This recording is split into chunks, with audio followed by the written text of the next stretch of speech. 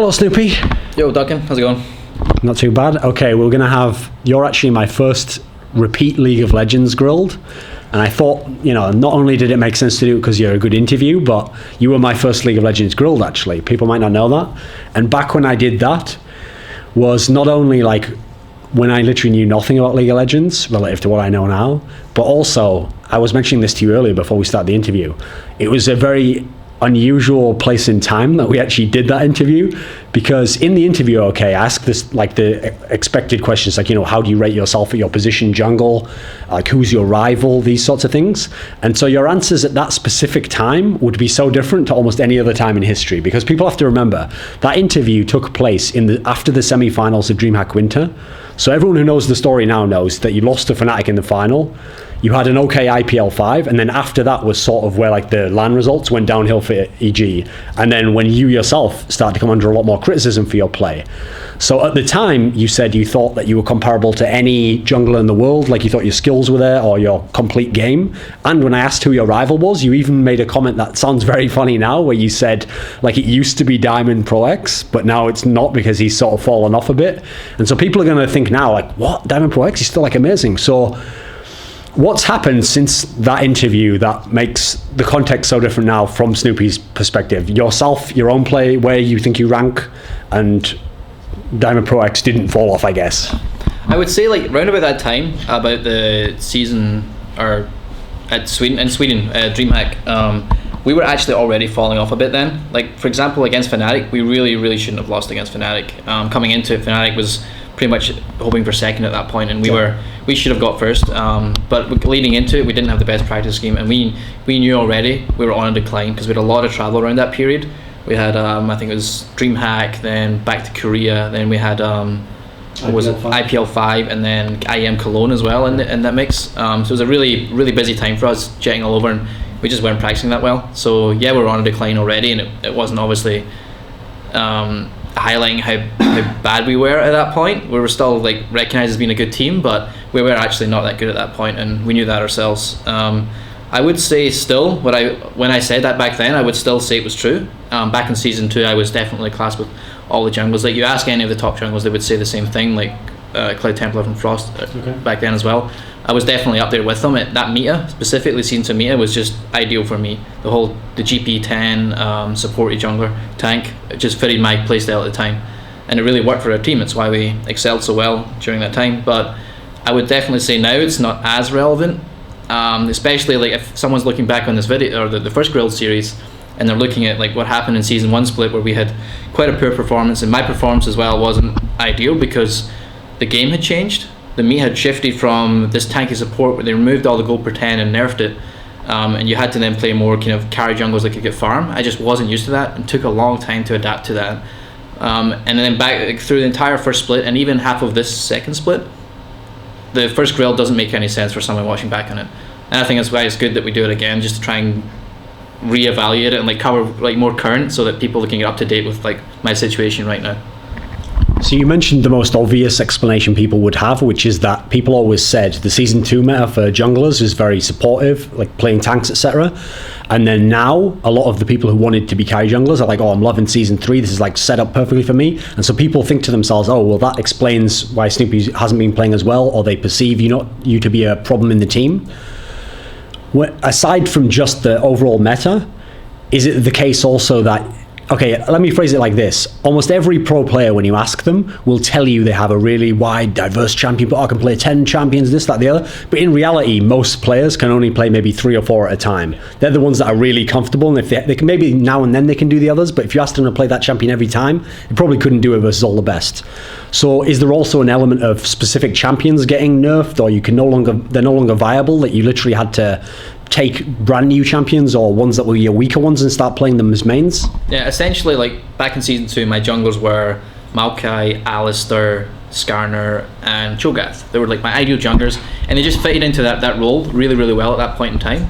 And I'd say like as the season 3 came out, they changed a lot of the stats on the camp so you could get more gold from a jungle. So the carry junglers were like shining through because they could make more gold at the time.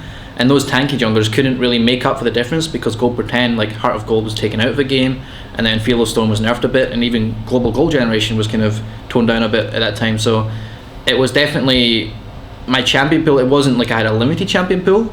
My champion pool was fine back then, but coming into when the season 3 came out, I had to learn new champions, and that was the kind of pain that I was, or the struggle that I was going through the first split.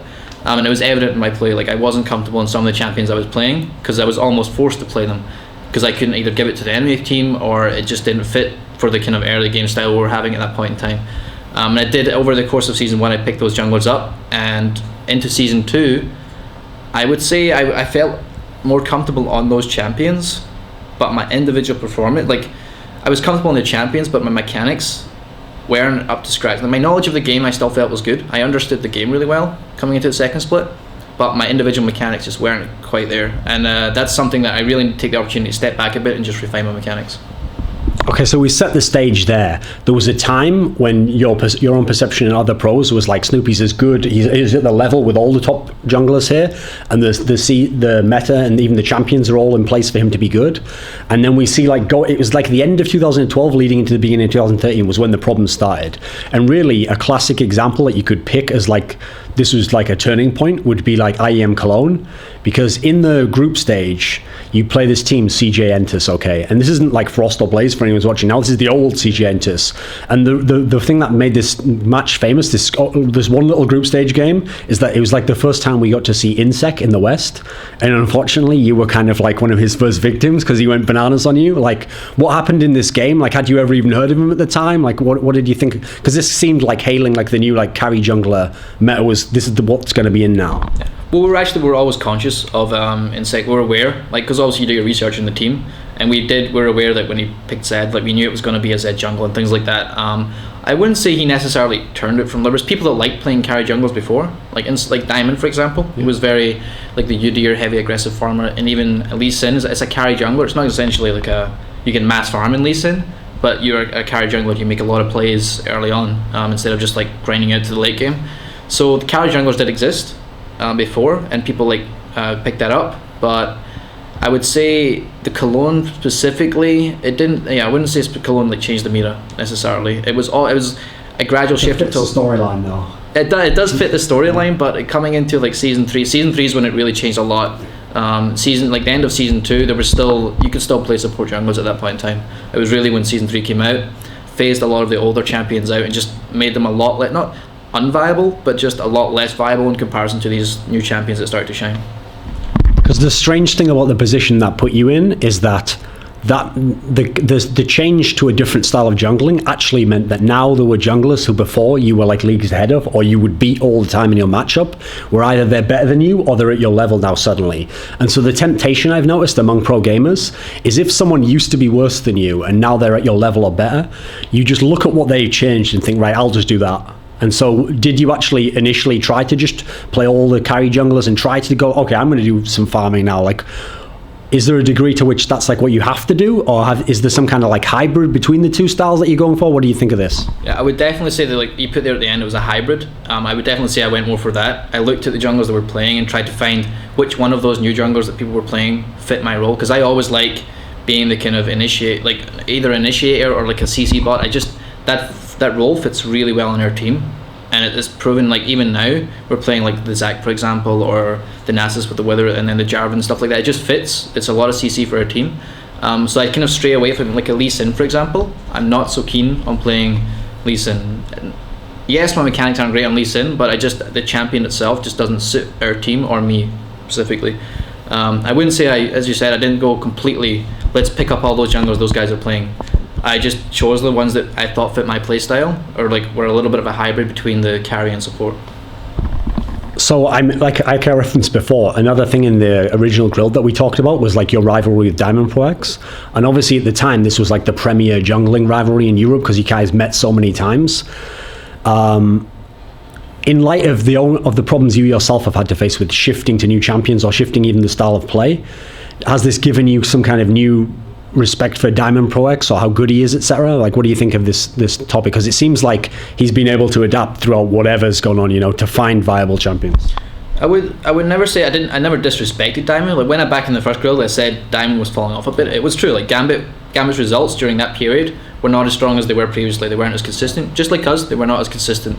Like we had a really good start to the first week of LCS. Gambit didn't necessarily have the best start, and that's when I was comparing my judgment of the team then, and Diamond as well. Like I felt he was struggling a little bit to adapt as well to the new meta, and yeah, he's a really good innovator. Like Diamond adapts really well. Like when patch notes come out, he'll research them more than any other jungler, at least in Europe anyway. He'll study those and try and find something to bring out, and that's why he's known as like the king of the innovators in the jungle. He'll bring out the Udyrs and Shyvanas and Mundos, things like that all over. I wouldn't say that he's been consistent, but I wouldn't say he's not found it difficult to adapt. What difficulties do you think he might have had? Like right now, he's returning to Lee Sin, and I've saw him spam loads of games with Lee Sin. I'm not sure if that's a problem in his team, where they need like a playmaker or something, or just that early plays, or the plays that Diamond made in Lee Sin. But he would always say throughout a lot of the season 2 or the season 3, that Lee Sin wasn't as viable as it was before. Even though the Koreans were still playing it, he always said, in the Americans and some European teams like Alternate were still playing Lee Sin. He said no, it's not good right now. But now you see him starting to pick it up again. Recently, especially the Super Week, he's been picking it up again, and I think I'm not sure if it's him trying to like find himself, if that makes sense, or is like returning back to his roots in a sense. Like I tried to do it as well. Like I tried to go back to like the support of junglers, and it didn't quite work. But it seems to be so far paying off with the Lee Sin. But he's doing pretty good just now. When like this is the reputation he has. He's like the innovator. He's the guy who can bring up the new champion where everyone's going to think that won't work, and then he makes it like the next OP champion or something. Is there any degree to which does he ever push that too far? Because I know in some games, if people get a rep for being like super creative, they almost feel like they have to, everything they do has to be like a surprise, or they have to try and get the champion where everyone says they can't work. Like, I mean, for example, it wasn't so long ago he was saying how like Karma's going to be his main jungler. Is this really like viable? Is he found a new trend again, or was that like a dead end? What do you think? I wouldn't say it's necessarily a dead end. Like when I tried out the Malzahar, and I still think Malzahar has its place in certain team comps from the jungle. It's the same with Karma. I think in certain team comps she has her place. You've even seen her get picked up a bit more in top lane, for example. She just adds like the champion itself is pretty strong, so that kind of makes it work in the jungle. So like a lot of champions like that. I mean, even in solo queue when Vayne was really strong, I played it in the jungle. Wasn't necessarily the best jungler, but it worked because the champion was good. And I feel like that's the case with a lot of champions that Diamond tries to pick up, especially like Karma, for instance. It's a strong champion, provides a lot of utility, and it can work in the jungle, but maybe it's better suited like elsewhere. So I wouldn't say he's trying too hard to be innovative.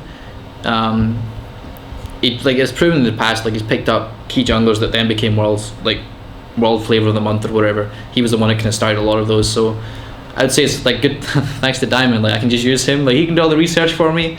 I'll like watch his solo games, feed off of it, and then I can just pick up that jungler or something.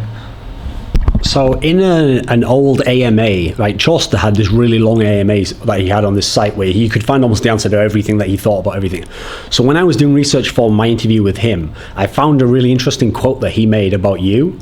And he said, this was the quote, I think almost word for word, it went like this: that Snoopeh is a jungler who has like nothing special about him. The only thing that stands out from him and other junglers is he has a tendency to counter jungle really hard. Now most people are going to think, wait a minute, I thought Chauster was like in the same organization as him. Shouldn't he be like bigging him up, being very nice or something? Like why would Chauster say that? No, it's that Chauster, you'll even see things that he'll BM his own team in that AMA. Like I'm pretty sure he trash talks like Hot Shot. Hot Shot's a prime example. He'll trash talk his entire team. He has no brotherhood sense, and he'll just speak his mind. What do you think of this statement though? I'm not sure exactly when he made it, but like it may be relevant to a specific time where I had a complete downturn or something. Okay. So it may have been relevant at the point he made the statement. But last year, even he was saying in his AMA, last year when we were doing really, really well, he was saying we're a bad team, even though we beat them on like several LAN tournaments and beat them all the time in scrims back in Burbank when we were training against them for 2 months. He would still say no, they're a bad team. They're just lucky, and like we're and like CLG.NA is in a slump, and that's why they're beating us. Like I take some of like what Chauster says with a pinch of salt. I'll be honest with you. That was a weird thing I wanted to ask about, actually, the relationship between the two teams when you were in CLG, because most people would think especially since you're on different continents, that this should be like ideal. You should both be loving each other, like, oh, we've got like a great European team, we're a great North American team. And some people naively might have even thought, oh, it must be just like in Korea where they have two teams and they practice each other and they get better. But I actually saw a lot of comments from the NA team where it almost seemed like they got like jealous that you were like the CLG team that made it further in tournaments, or like they might have thought when they picked up you as the EU team, like they'll be like our B team or something. Did you ever get this sense? I would definitely, it's like not going too much into it, but you definitely get that vibe a little bit because we kind of rose from the ground up and like surpassed them in a sense. Like we went out to Korea, they weren't successful the first time, they went out again and we joined them that time and we surpassed them. You could definitely say there might have been a bit of envy. I mean, I think it's fair enough. Like I would feel the same way if we brought on a sister team, and that's like, I feel like Azubu, Frost and Blaze back in last year as well, they kind of had the same kind of dynamic where Frost overtook Blaze and like Blaze was the kings back then. I think they would have felt the same kind of like ambience or whatever between both teams. I think it's only natural, to be honest. Because you mentioned something there when they said that you were a bad team. Chauster, actually, I remember the quote. It went something along the lines of like that. This is when CLG.EU was at its peak, doing really, really well against every level of a team, even Korean teams like you were mentioning there. He said something along the lines of like, their style will be like figured out soon and then it'll like never work anymore. Now the problem is, people are going to go back now and be like, oh look, Chauster predicted it, he just knew what would happen. Did he have any actual basis to know that that would be the case? Do you agree in any sense? No, there's literally no grounds to his statement there, I'll be honest with you, because if we're beating him in scrims consistently, and we're winning on an international level, not like it's just we're winning in Europe, we were winning at an international level then. We did well at Worlds as well, so I think his statement was totally out of bounds there, and it's just like whatever. I take what Chauster says at times with a pinch of salt. He's a smart guy, he's a nice guy as well, but some stuff he comes out with, pinch of salt. Because this leads into a question I've wanted to ask you actually, that Chauster set himself up for with this interview answer that I did a few months ago. Because the interview that I did with him was during the period in the first split where he himself was playing jungle, okay? And the big thing about Chauster for all the fanboys was, oh, he's such a genius, he can play any role in League of Legends as a pro. Well, here we go. He's playing jungle. In theory, people will say if you're a really smart player and you're jungler, that's ideal. You pick where you go on the map, you use your timing, your sense. A lot of people, I'm guessing, would say they didn't think Chauster was very good as a jungler. What was your take on Chauster the jungler? Definitely not that impressive. I will say, I will testament to Chauster, he is a smart guy. I'm not going to put that past him. And you would think, with that smartness or intelligence, that he would be able to affect the map more and control the map a lot better. And we didn't really see that, and I think there's a lot of strategy behind it, but he wasn't able to implement it. It just trying to jump into a new role was never as easy as he thought it would be, and he definitely didn't feel it. I would even say GG's that's now replaced him. I say he was shining a lot more, and I'll even go as far to say that Hotshot is better than Chauster in the jungle. When he was a jungler, down the slow. Okay, so if we talk, one of the things I noticed that was interesting about the discussion about junglers around the world was the effect that the All-Star game had on how people thought about it, because people had always rated Diamondprox really highly, but at the same time you had inSec was playing as the jungler for Korea, and he was at the time he was the flavor of the month. Everyone was all over him. He's the best jungler, he's amazing. Well, in the actual All-Star games, it seemed like even though EU did fairly bad overall, Diamondprox still did pretty good, and so people thought to themselves, oh well, at least Diamondprox is he proved that he's a really world-class jungler, and of the EU players he really is deserving to be considered one of the best at his position in the whole world. Is it just that, if we think of Korea, they have all the junglers, it seems if you made a top 10 in the world of junglers, they might have between 5 and 7 just Koreans, because they got so many famous names or very good names. Do you get the sense that Korea has a wealth of junglers who, aside from Diamondprox, can actually be considered from the West, NA, EU, who could really be considered comparable to these Korean junglers in your sense? I can make no evaluation on who's the best jungler in the world, even in the Koreans right now. Yeah. I can't make any evaluation until Worlds, because right now it's found on the basis of nothing. You can see individual play and stuff like that, but until both play styles meet each other, I think it's naive to try and make any predictions of how he's going to fare. For example, some people might go Cloud9 and they go, wow, Meteos is like a god, right? And I'm not saying he's not a god, he might be a god, but I can't really say he's going to be good against the European scene or even the Korean scene or the Chinese scene. We can't really know that until Worlds. If they get there, it's an entirely different situation, but it's naive to try and make any basis on who the best junglers in the world are. Even saying Diamond, he might not be like, you can use All Stars as like a point of view or a point of reference, sorry, for Diamond. And yeah, he did perform consistent there, even though there was other problems with Diamond at that point in time, but he performed consistently at least. You can't really say that there's top junglers. So you mentioned Meteos here. This is like the new person who's like in NA especially. He's like the star that everyone's... And when people look at Cloud9, he's like the main name that's jumping off the page because he's had so much success as a jungler. I actually want to ask you a specific question though. Since you yourself have had to go through this period of changing the champions that you play, and through your whole career, you've played all the regions of teams, so you have a really good knowledge of like how different, like what works here doesn't work there, and what works there might work over here, but might in another place. Like it can be so different.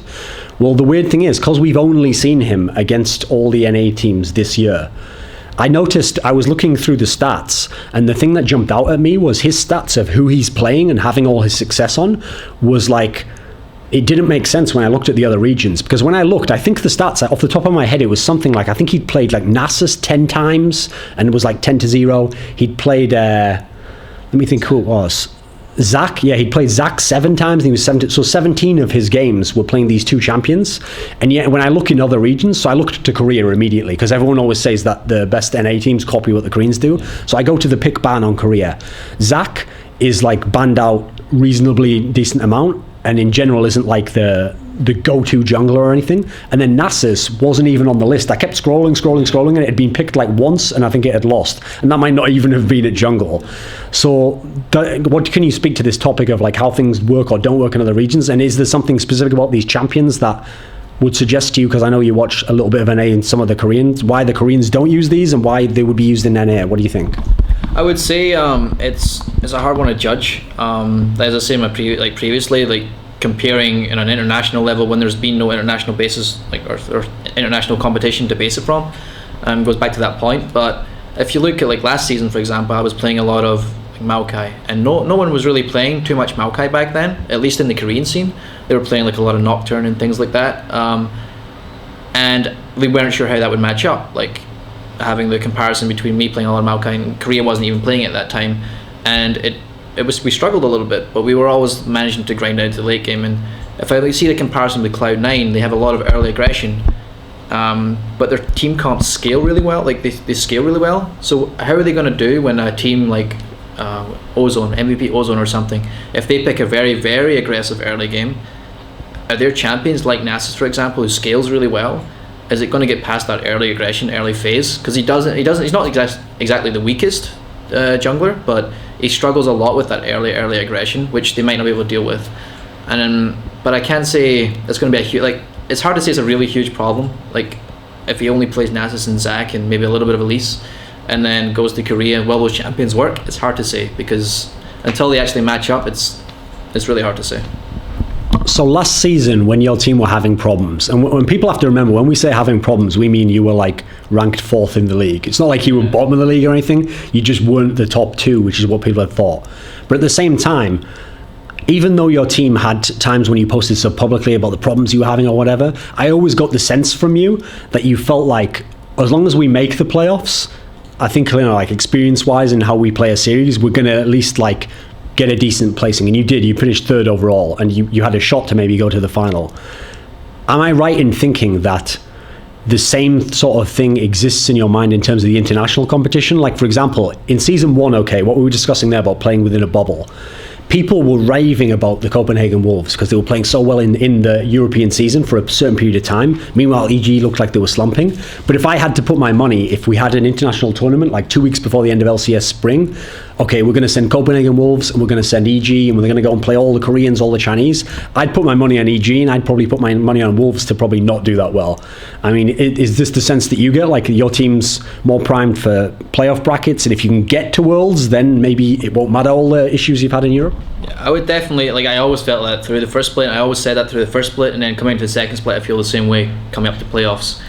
If you look at playoffs last year, like, we didn't do good in the first split of season 3. We didn't do good, but then it came to playoffs and we started to shine. It's funny, like, the way the newer teams, the ones that aren't as experienced, look at it, they go, oh man, we have to play 5 best of 1s this week. Like, what? Yeah. We were used to playing like 4 best of 3s in a day at like MLG Anaheim and things like that. So when it comes to like playoffs, for example, when they have to play maybe a couple of best of threes a day, or like or they need to at least play one best of three and then another best of three the next day in front of a huge crowd on like internationally being watched, can they handle that? And that's only Europe. That's playoffs at Gamescom. What about when it goes on to like finals in LA? Like, how are they going to cope with that pressure? I think that's one advantage we have as a team, and I always thought that our experience and how long we've been around and how many scenes we've seen, it definitely helps us in comparison to the newer teams that don't have much experience. One of the interesting things that I haven't heard that many people talk about with the LCS format is because in LCS, it almost reminds me of like a reality show where you get the different personalities, and because you lock them all in a house and they can't leave the house and they can only interact with each other, then you get to see like a really boiled down version of what happens when like a really talkative person has to go with the really passive, this sort of combination.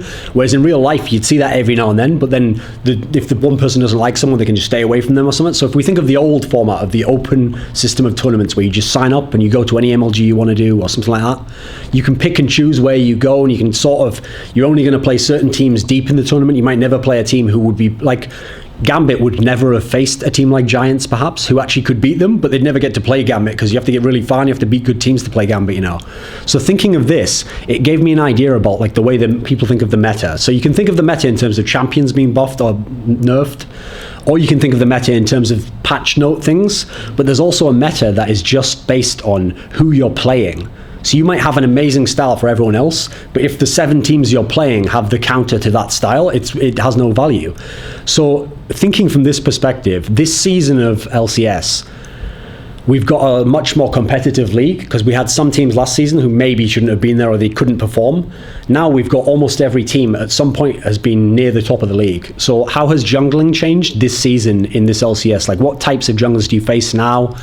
What does it demand differently of you when you play?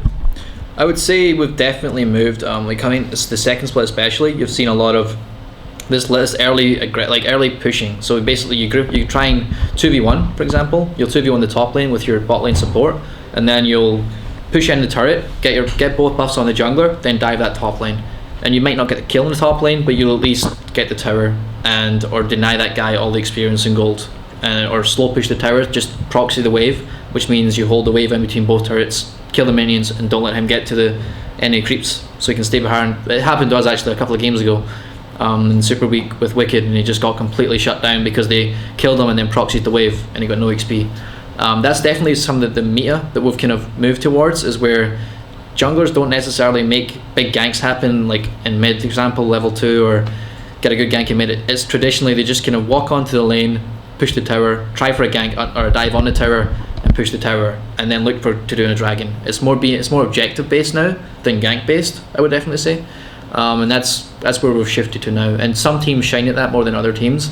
It's a weird thing you say about the who you're playing against. When we say we had really good track record against the older teams, the more experienced teams, like fnatic, like Gambit or SK, we had a good track record against them. But the newer teams, we were losing to all the newer teams, and then interesting, like the teams that we were beating the newer teams, like Gambit was beating the newer teams and things like. It was just as a weird kind of dynamic of who we're playing against. Like if you look at the table and you just see which games we have won and which games like Gambit's won, we've been beating different people. It's bizarre. Does the new jungle or carry jungling as a style, how much more mechanically important is it? I would say it's definitely more mechanically dependent than it was previously. A lot of it's to do with timings, really. Timings, and then your general mechanics on like a dive or something, or in small skirmishes, making sure you can utilize your champion to its full potential. And it's something I noticed when I took a step back and I just wanted to refine like my skills and stuff like that. I played two weeks of solo queue essentially while the team was practicing, and I streamed every day, and I played something like 12 hours a day.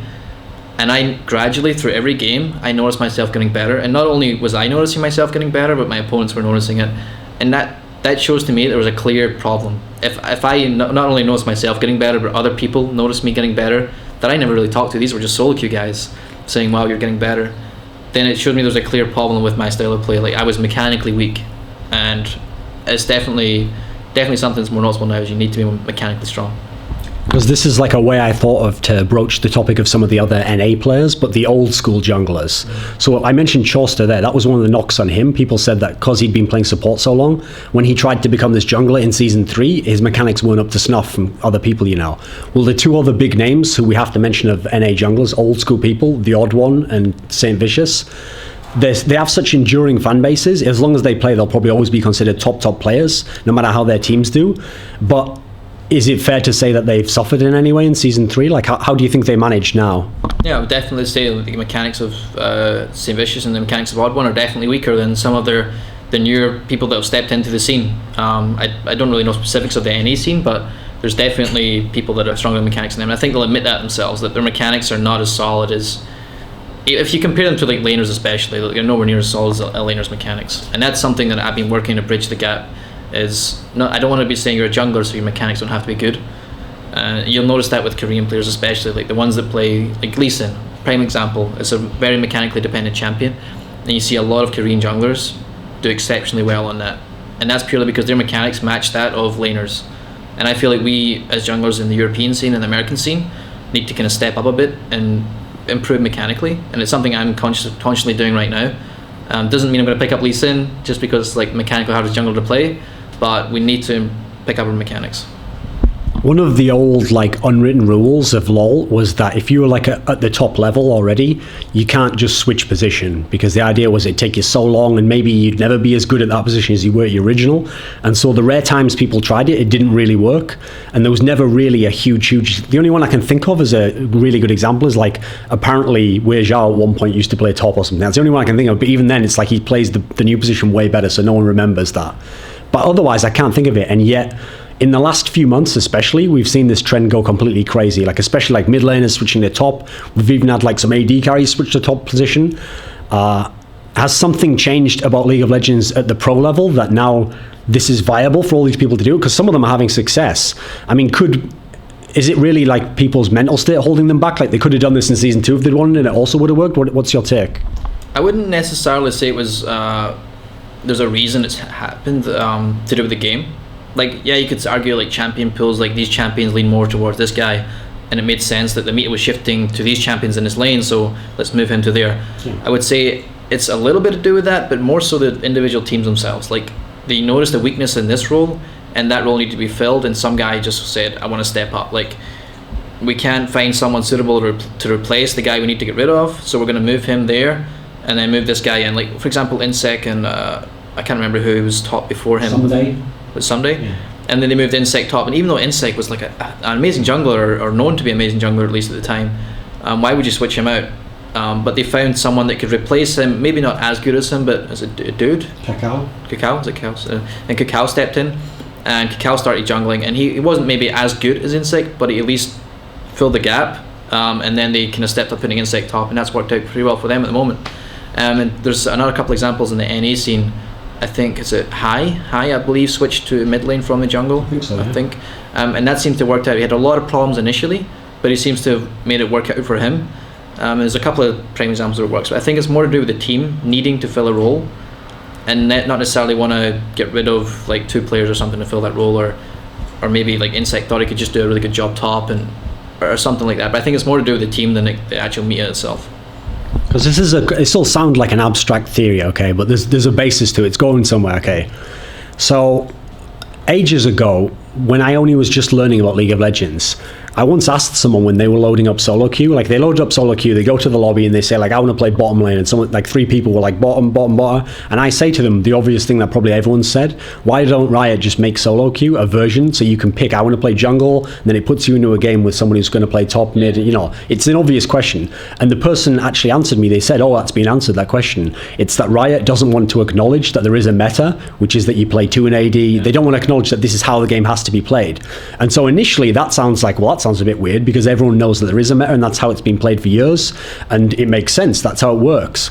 But when you think about it, it's actually true in a sense that there actually isn't a meta that has to be the case. We've played for so long, it seems like there has to be, because all of Season 2 was like that. But if you think about it, all the strategic innovations in the last year or so have been sort of based around breaking the meta. So initially we had the lane split, the lane swaps, where for one game you put the guy top, and so you're not expecting that champion was going to go there, and it's a totally different person, so you aren't prepared. Now we've got people actually changing position, like you're saying, because they actually have a champion pool. Like we've seen now that in Korea, for example, some of the tops and mids share the same champion pool, so for them it makes sense to swap. Could you ever see it being the case where the old meta of 2 bottom lane, 1 mid, 1 jungle, 1 top actually could just switch, and we might have like 2 top in future, or we might have like no jungler, or I mean, people have said AP casters were going to go out of fashion in mid, but we might just have like someone plays mid in a really different fact. Will the game ever totally change that, or does the meta exist for a reason? I'd say it's good, like the fact there isn't a definitive meta set by Riot. It's a really good thing, and it should be the case. The way they have it now is a good way. As far as the meta being defined, I think that gradually change, like as the patches changes and teams become smarter and more open to trying things. For example, we had I think it was TSM picked Xinjiao Annie, I think it was bottom. Like those kind of things work. Or Annie Brand, for example, bottom against the AD support. Like these things work. We used to have, I think back in 2 years ago, I think it was actually, we had supports that would roam. It would be like a Taric or an Alistair, and they wouldn't help their AD. Their AD would just farm alone, or their AD would be mid, and then they would have their AP carry that could farm from a distance at bottom. And we used to have that, and then the Alistair or the Taric would just roam and make ganks happen, make plays happen around the map with the jungler, so the guy could never survive it, basically, that was getting ganked. And the meta does change a lot. There's things like we used to have ADs mid, for example. ADs used to stay mid. Remember the Ashe, for example? Ashe used to be like a solid mid champion, and people would TP arrow and all this kind of thing. The meta actually does change quite considerably. It's not as defined as people think it is. It does shift, and it's very noticeable as a pro player. Maybe not as a spectator as noticeable, but the meta does constantly shift from like patch to patch. So one of the things that falls in line with the idea of things changing and you have to keep on top of them, because the problem with Season 2 is, since that was when League of Legends got so big, people have this idea that that's how the game's played, and even if something changes a little bit now, maybe it'll go back to how it was then, and if you can just play that one start, and that was also the era when people could play just their lane or something. So the problem is, a lot of teams, I think that's why the ones who had success in Season 2 were very slow to actually go all in and go, okay, we'll get an analyst, we're going to do like a certain style of practice. What they thought, like, we can always do what we used to do, and we'll get back to those results. But we've sort of seen now, like, the only thing worse than having a bad analyst is having no analyst. That seems kind of like what it seems like to me. Now that you've got an analyst, so you can't like tell me that you can survive without one, like, what's the difference when you have one? An analyst for us, it's not this, like, well, it does add things in getting research on teams and trying out new strategy and things like that. I think that it does help. But the one thing we need most of the team was more of like essentially an outsider, like a sixth person to watch in on our team. Because what happens when we've been together now for 2 years, we, like, Froggen will say something to me and I'll be like, no dude, it's this, and he'll be like, no, it's this, and then we'll just have this endless circle jerk until we both give up. And that's one of the biggest problems. The teams that are around for a long time or been together for a long time, I'm sure TSM, I'm sure CLG, I'm sure your what's their names, Gambit, have faced some of these similar issues that we faced. And basically, when we had an argument, we could never get to the bottom of it. It could be the smallest thing in a scrim, but we would get so defensive over this small thing, like, no, my play was right, no, my play was right, your play was right. People get so defensive. We just needed Chris, nRated, to come in and say, no, this is what happened, like, I have the replay, this is exactly what happened, that's it. So our discussions and our practice became way more efficient and productive than it ever was, because we just had someone to say, no, this is what you did wrong, this is what you need to work on, this thing that you're thinking is a big thing is not a big thing, forget about it, like, because he missed a skill shot, that's not why you lost the game, you lost the game here, and instead of this endless circle check, every practice has been a lot more productive now, and that's what we needed more than like the research or things like that. We needed that person just to mediate, essentially, and identify the problems and then mediate arguments after scrims to be more productive. Because the unusual thing is, it's not like nRated was out there going around, guys, I want to be an analyst, does anyone need an analyst? Essentially, he was sort of removed from Fnatic just suddenly. One day he was the support, next day he wasn't. And the weird thing about this was, in season 1, they looked like maybe they were at their best ever. They beat Gambit in a best of 5. This is like incredible stuff. And then we have this weird scenario where the unspoken aspect on their team was there was this ticking bomb called Rekkles, and the second he comes to 17, they know they want him in the team somehow. And so I think to outsiders, based on like the statements of the players and the managers, etc., regardless of what they said officially as the reasons to why it's happened, it sounded like the whole time they were sort of waiting, like, well, we need to remove someone from this team. So the first person who does anything that could like give us any justification, like, that's the guy we're going to remove, because we need to have Rekkles in here somehow. Now, most people thought that was hanging over the head of Yellowstar, because they thought, well, he plays AD, Rekkles plays AD. What they'll probably do is remove Yellowstar and just bring Rekkles in. But instead, they managed to find a weird way to remove nRated over. It sounds like not that big a deal, but they claimed in their statement that what the issues had always been problems, that he wasn't playing solo queue enough or something. Even though he's now on your team, so you can't be entirely unbiased, what do you think about the way the best team in season LCS Spring could like just remove a player like that overnight? Like, could there really have been problems that warranted that?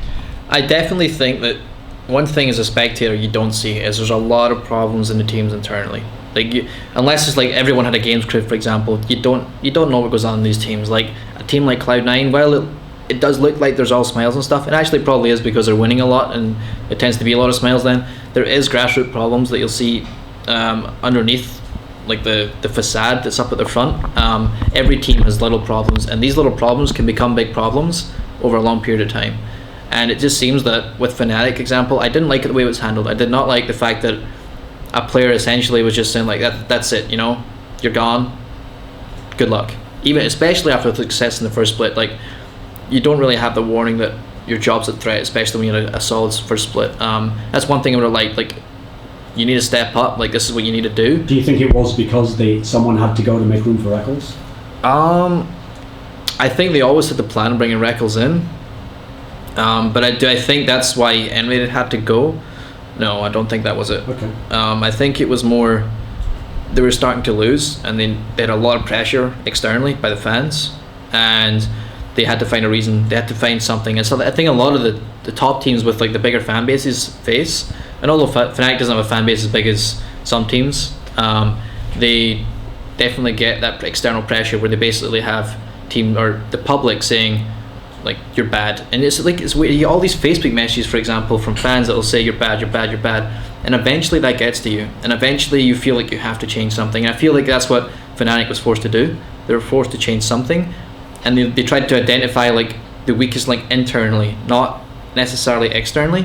And internally, like, Chris or nRated just didn't fit with them as much as the other 5 or the other 4 guys, whether that was like having dinner together or playing solo queue together, or like going out at night or hanging out with each other, chilling in the house, things like that. More of the internal things I think led to his dismissal, as opposed to like game mechanics or bringing Rekkles in. I think Rekkles was always a thing to bring in, but I wouldn't say it was like the entire reason. I think it was more they had a lot of external pressure at the time and had to make something happen. Because what this leads into is another thing that seems like an unwritten rule that seems to have been broken this LCS season, which goes like this. If you have a winning team, usually it doesn't make sense. There's a rule like in team sports that says you never break up a winning team until it's been proven they won't win anymore. Because the idea, think of like a Gambit, for example. Even when Gambit had their poor period, all you needed was to wait a few months and they'd have like the resurgence where they adapted and they fixed whatever it was, and as a result they were better presumably than whoever they would have replaced that player with. So the problem is, in the past, you'd usually see that when teams did these panic switches, like something's going wrong and they panic switch to someone else, even if it has a short-term goal, you tend to run into the same problems again. It never long-term really works. And so in the past, everyone used to praise Gambit, they used to praise your team and say, look, these teams are an example of how if you just stick through the bad times, you keep the same 5, eventually you'll do as good or better, you know. But actually, if you look at LCS Summer, the message of LCS Summer in Europe is, as soon as you have a player who's doing badly in your team, who you've identified, get rid of him. And almost every case that a team did that, they got much better. Some of them drastically, like for example, Lemon Dogs, when they removed the We Will Failure guy, went like 11-3 after that. We saw NIP was struggling, they brought in those players, boom, instantly they're doing really well. Almost all cases, they turned the team around. I think Fnatic might be the only one where it didn't drastically turn things around, you know. What does this say about like the current state of things? Is this now just how things are? I wouldn't necessarily see the teams that stuck together. They will find it a lot easier when it comes to crunch time. For example, like we noticed this last split, we had a really tough split on the first half, but it came to playoffs time, and then we are experiencing things like that, and are not camaraderie is a bit cheesy, but I would say the fact that we've been together and experienced and knew each other's strengths and weaknesses, it really helped us a lot in the playoffs. And I think the same's going to happen at Gamescom. I'm not sure if it's going to be as definitive as it was then, but I feel like the teams that haven't been together and seen the downs and ups, because like for example, you on a best of 3, you lose the first game, there's 2 games to go. What if you like can't mentally like deal with it as a team? What if you've not been in that situation? Lemon Dogs, if they've been in that many best of 3s, I can't recall. And if their team together is not as a unit, has not been in that downer situation going into another game, you know, can they do that? I'm not so sure. They don't get that 2 hours in between to chill and go into the next game. They have one game, they lose that, and then go right into the next game. Are they mentally prepared as a unit to go into that? I'm not so sure. And I'll show at Gamescom whether they are or not. But I think that's one of the advantages that the teams that stick together have, is when it comes to crunch time. Like not necessarily during the 10 weeks where every best of 1 happens and these new teams get a couple of stars, or the energy or the momentum of bringing a new player in, like shows and results. But when it comes to crunch time, it doesn't necessarily have the same performance. Because now that the teams, basically now that when people started to see that was happening, okay, every time someone had a problem, they got removed.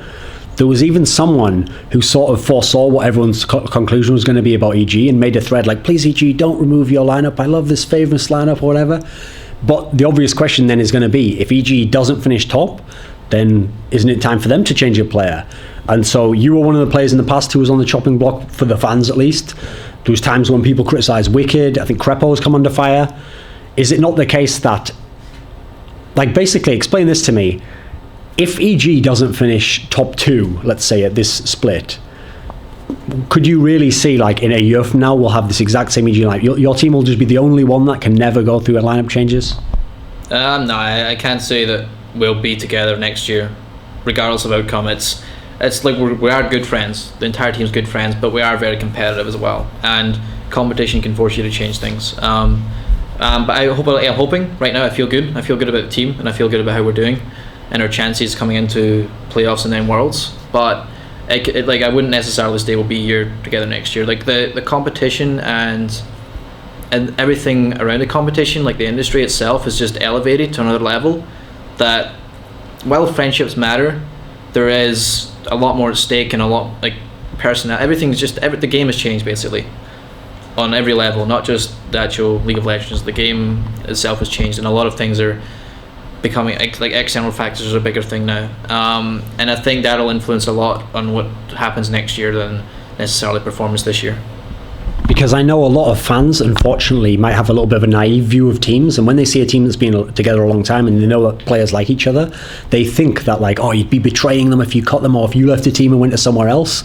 But I always think of it like this: every pro player, by their nature, is pre-selected to be someone where when things aren't working and to get to the next level of competition, they have to leave. They have, because otherwise you'd all still be playing with that first group of friends that you started playing League of Legends with 4 years ago, you know. So every player that's got to the pro level has already left multiple teams. He's gone here, he's gone there, he's tried his luck here, changed his mind, they've already been willing to do that.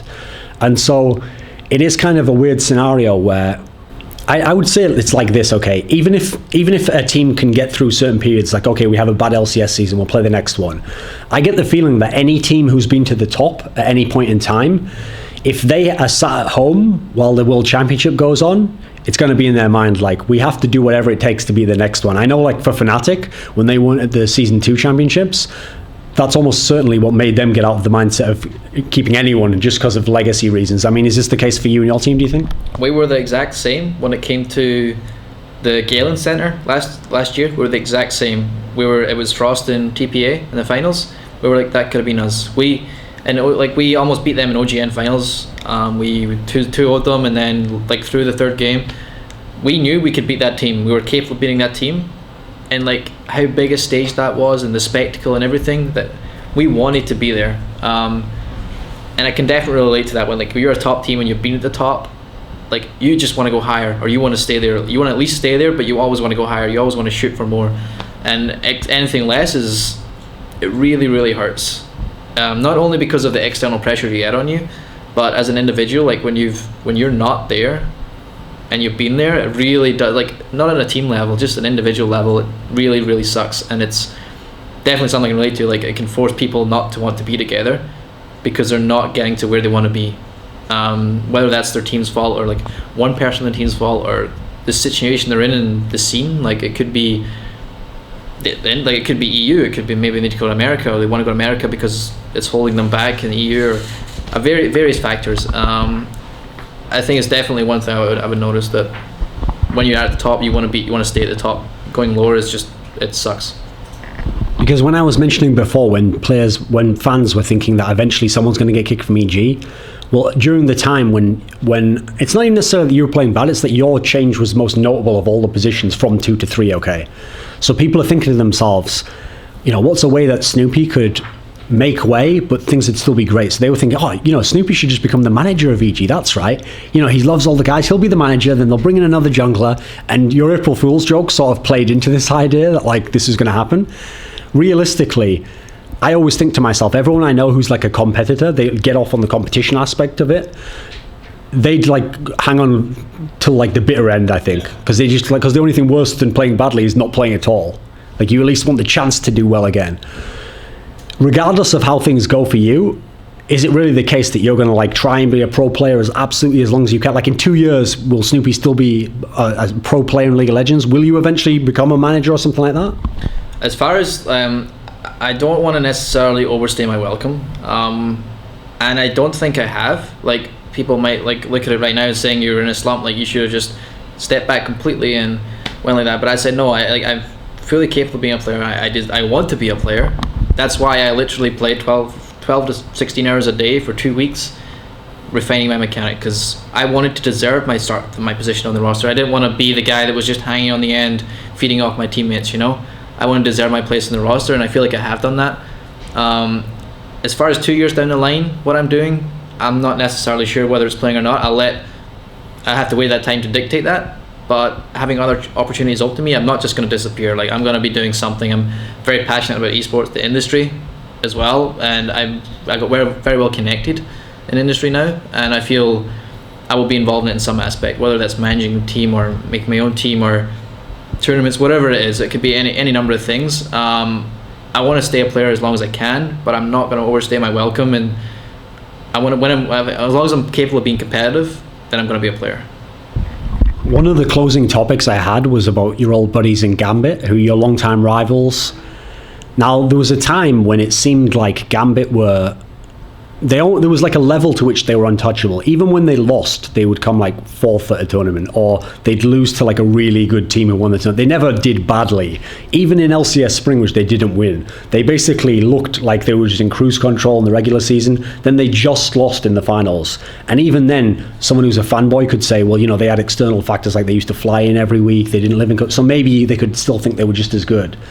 Because we never got to see what they would have been like in the summer split with Edward, him leaving and then them doing badly or just becoming like mortals again, and now they're just amongst the pack and they've lost a lot more games than in the past, makes it seem like the storyline is obvious. Oh, well, Edward added something special to their team, or that 1 5-man lineup was something unique and special. You played against them so much in Season 2 when they were at their best. You've seen them now in Season 3. Is the storyline correct? No, I wouldn't say the story. Like, while they lost Edward, it was a factor. It did influence their games, I feel. And him leaving was not a positive thing for their team, for sure.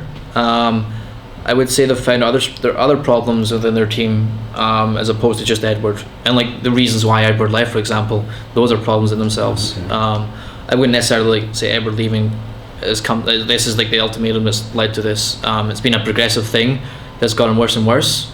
And I think they're trying to deal with that now in the best they can, but they have a lot of internal conflicts that they have to fix. Not necessarily like gameplay, it's more of like internal things they need to fix before they can move on, I feel. But they'll still stay a consistent team, I feel. I think they're still capable of getting top 6, and I feel like they deserve to be top 6, their team. I just feel like they need to fix a lot of internal things first. the unfortunate thing about the fact that Edward was very well respected at his position, and that Gambit has to find a replacement, like I think they have a disadvantage that some other teams in Europe don't have, which is every other team in Europe almost is used to having international players, and so they have the talent pool of all of Europe to pick from, sort of. Whereas Gambit has sort of decided we're only going to have Russian players play this, so that limits you to like ex-CIS countries basically, and mainly probably Russia. Do you think it's the case that is there something lacking in the Russian talent pool that there isn't like a really good support player you can just plug in there? Like, is this a downside for them? Yeah, I would say there's Russian talent there. There's definitely like a bunch of unnoticed Russian talent that I'm sure Alex especially is like very aware of. But I wouldn't say that because those players are not remotely competitively aware, like their amateur series is not fully developed, for example, they've not really had any amateur experience or competitive experience, these Russian players, that it's hard to pick them up and throw them into the middle of the season. Like Voidal ran into the same problems, Darker ran into the same problems. They just picked them up and threw them into this competitive scene where there's so many eyes on them. I think they really struggled to shine. I feel like Darker actually did pretty good.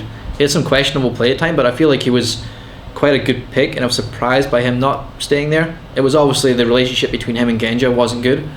I mean, that's, I think, an ongoing struggle of Gambit, is finding, not only do they have to find a Russian support or a Russian speaking support, but they also have to find a Russian speaking support that gets on with Genja. And I think that's their ultimatum. Like, they just cannot find someone that meshes with Genja, and I feel like it's one of the ongoing problems they're having. And like Edward was the same, he just could not get on with Genja, and it led to a lot of snowbally problems. Okay, for my last question, I'm going to do like my typical hypothetical, but I want to set it up with something quick. Okay, so all I need you to do quickly before I do the long hypothetical is just tell me right now, without a reason, the best player in your opinion in Europe at each of the 5 positions, not including yourself. Like, well, if you think you're the best jungler, you can pick yourself, but just tell me quickly the 5 names and then I'll do the question. Okay, so who would you pick right now, top, all the positions? Zoro top, Dexter jungle,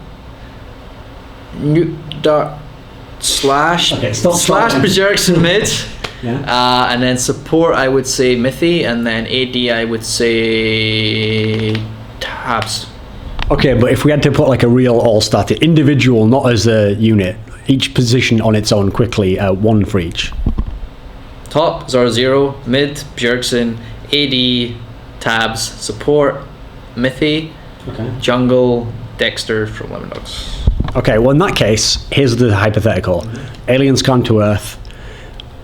Now the aliens are getting like a little bit more complex. They're not just like fucking with the Earth, telling them to do one-on-one matches. They're like, so they're almost like, in like the Roman times when they would like be unnecessarily cruel in how they'd set up like the Christian versus the Lion or some really fucked up scenario. So this is the new fucked up alien scenario. The aliens come to Earth. They decide they're going to probably destroy most of the Earth anyway.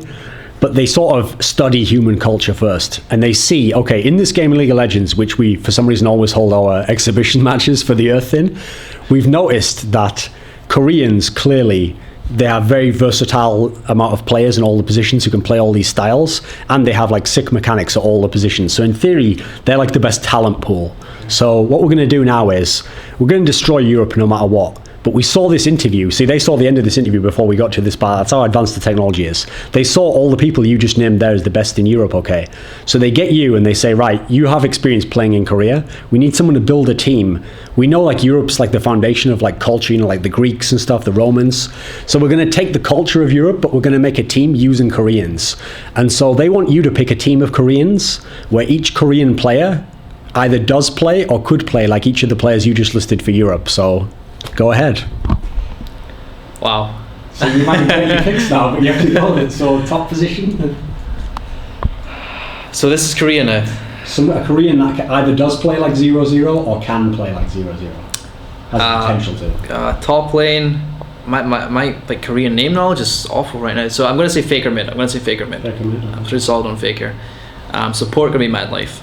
AD is going to be Prey. And jungle is gonna be Cow maybe. What's the other one? What's the dude? The dude? Dandy? Dandy, that's it. I'm gonna say Dandy. And then top lane, that's the harder one for me. Not inSec. Who's Ozone's top? Om? No. He wasn't that good actually. I'm glad you said that.